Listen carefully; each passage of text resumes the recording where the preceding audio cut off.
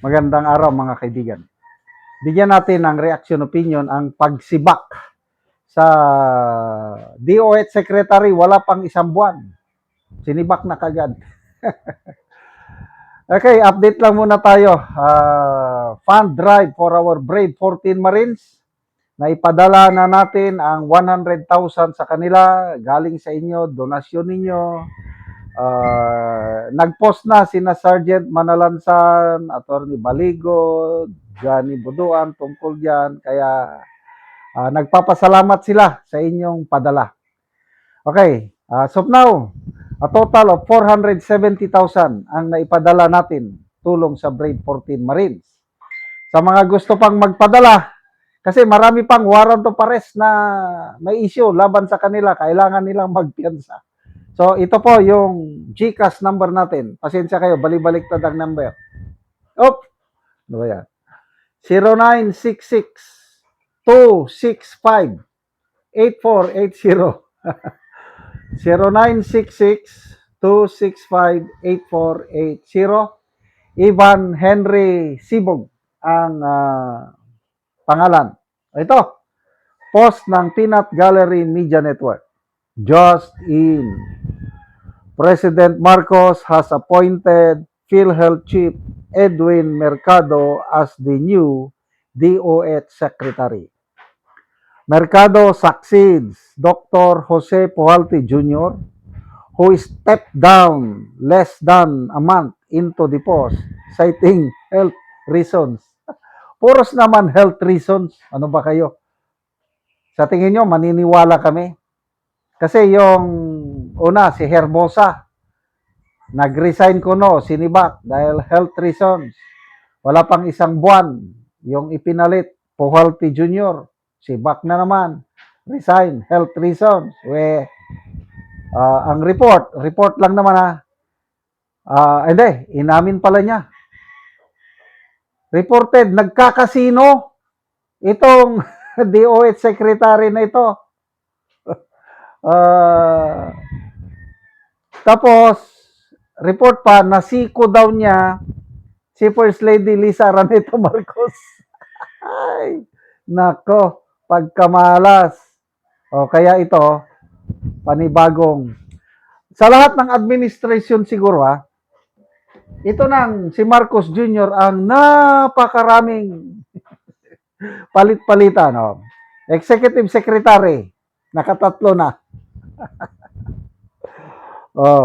Rodriguez, Bersamin, then ito, Recto. Finance, nakaapat na ata ang finance. Hindi ko na mabilang. Name ano pa? Agriculture, from Marcos to Tio Laurel, okay pa naman. DOH, from Boying to ito ngayon, nagpalit.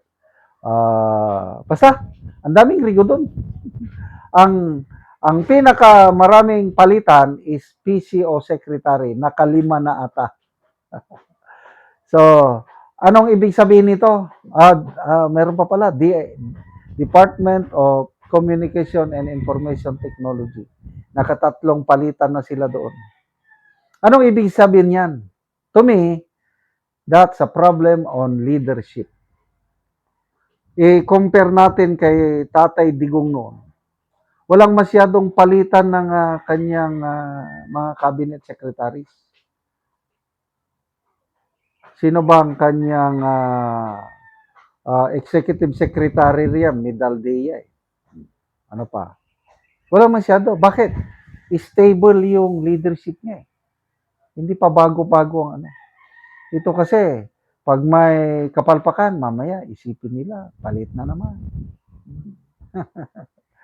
So, anong maasahan natin sa DOH? I don't know.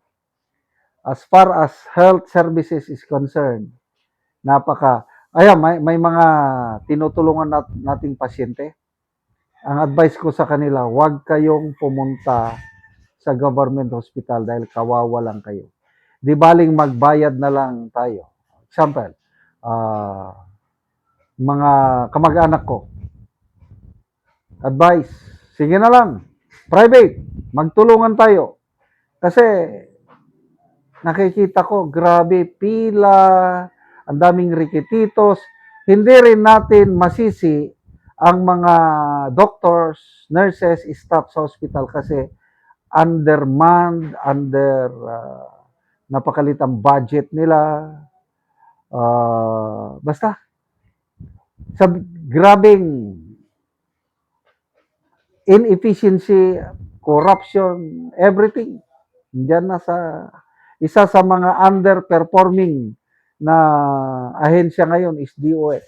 Sayang kung ang itinalaga sana nila yung si Yusek Berheri, yung babae, yung spokesperson nung panahon ng pandemic. Yun ang professional. Matagal na siya diyan, Yusek, tapos bigla lang inalis nang walang pasintabi, walang explanation, inalis.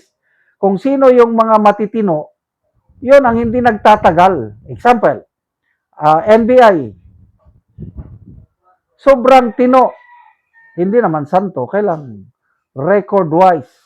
Director Jaime Santiago, yun sana ang matitino. Sino yung pinalit? Matibag.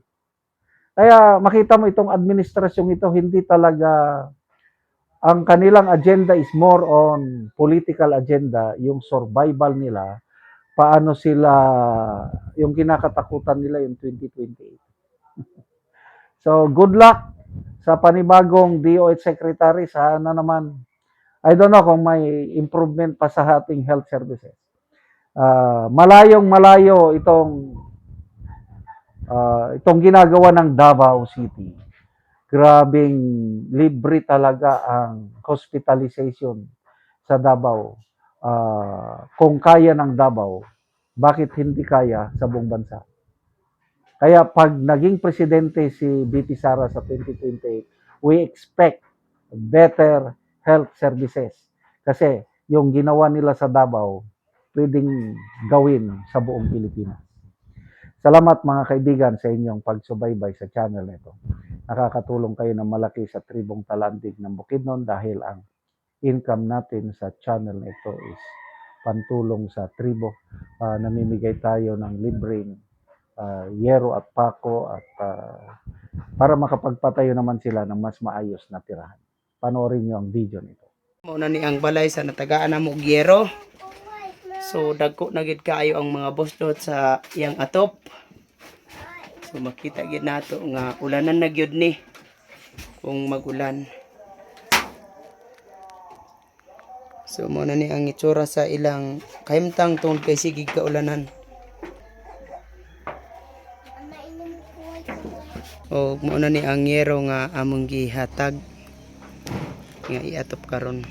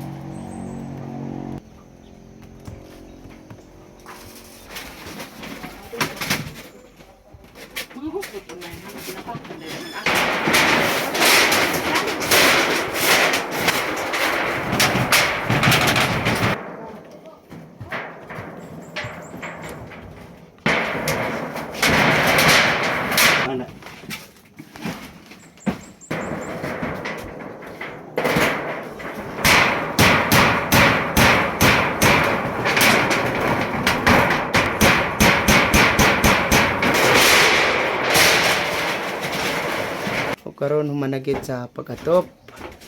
So nindot na gyud nga tan-awon. Salamat kay sa Ginoo ug sa nagtabang sa sin ug sa mga tawo nga gihatagan niya tahas para makahatag gid ni sa mua di na gid mi maulanan. Salamat gid kay sa tanan. Salamat pud kaayo.